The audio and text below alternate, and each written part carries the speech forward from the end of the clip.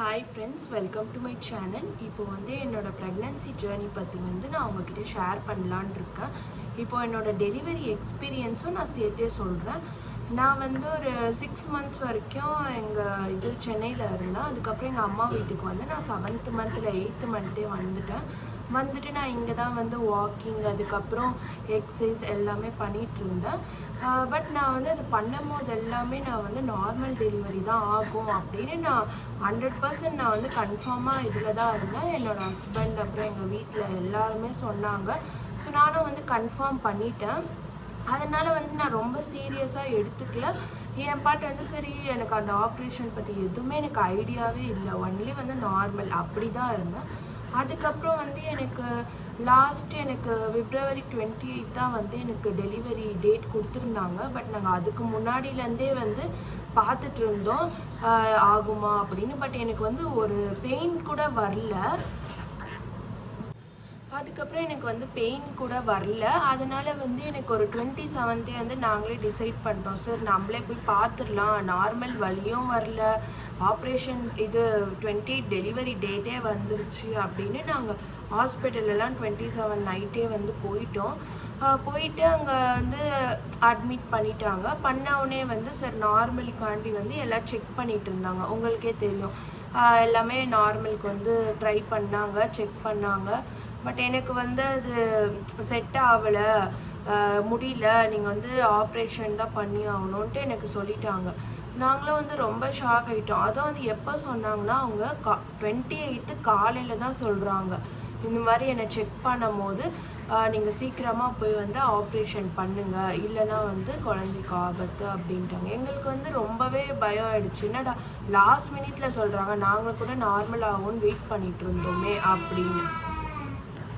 அதுக்கப்புறம் எனக்கு ஆப்ரேஷனுக்கு உள்ளே அனுப்பிட்டாங்க எல்லாருமே தைரியம் சொல்லி. அப்புறம் நல்லபடியாக ஆப்ரேஷனும் முடிஞ்சு பாய் பேபி தான் பிறந்தாங்க. அதுக்கப்புறம் எல்லாமே வெளியே வந்துட்டோம்.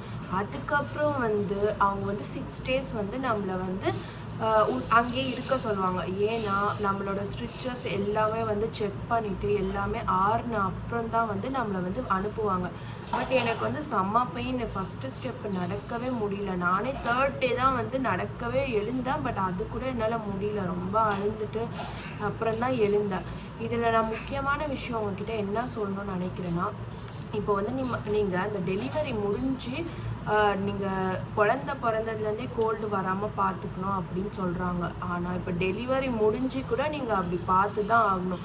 ஒரு 2 or 3 months ஆகுது நம்ம கோல்டு வராமல் பார்த்துக்கணும். நான் இது நார்மல் டெலிவரிக்கு சொல்லலை, ஆப்ரேஷன் அவங்களுக்கு சொல்கிறேன். ஏன்னா அவங்களுக்கு சப்போஸ் கோல்டு இருமலெல்லாம் வந்துச்சுன்னா நம்ம அப்போ தான் ஸ்டிச் போட்டிருப்பாங்க.